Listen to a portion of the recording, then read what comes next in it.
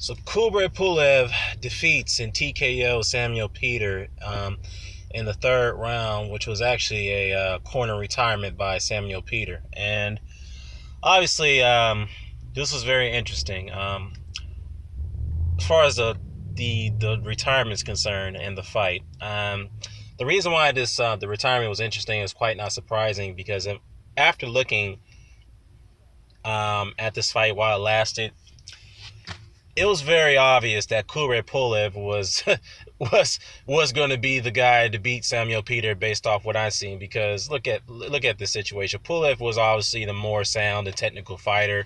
He was very quick with his jab and his combinations and letting his hands go, keeping his distance. So while not letting Peter get any chance to come inside. And Samuel Peter was extremely flat-footed and was very slow, lethargic, and it's pretty obvious given the fact that he hasn't fought in a very, very long time. Even though he did fight prior to getting a shot at Pulev recently, but he's overweight.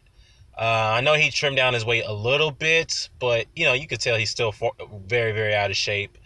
His punches weren't very coordinated. His hand speed was very slow, and he just couldn't see the punches coming from Kubrat Pulev. Now, as far as what struck me as most is that the stamina was the key factor here. Now, if you look at the past Samuel Peter fights, yes, he's had issues with stamina. He's had a history of stamina issues, but it wasn't that bad compared to this one.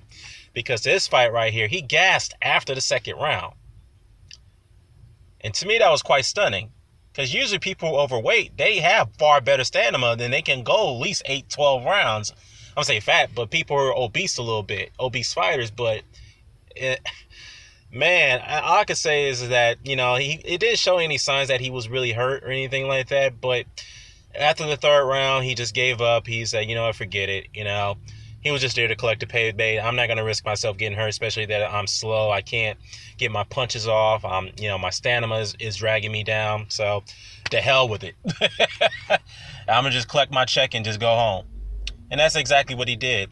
Now, as far as Kubrat Pulev is concerned, yes, you got the victory, but it's time for you to start, taking your skills back to the world level. I know to me, if you ask me, I think Kubrat Pulev, ever since that loss to Klitschko, he's had some confident issues.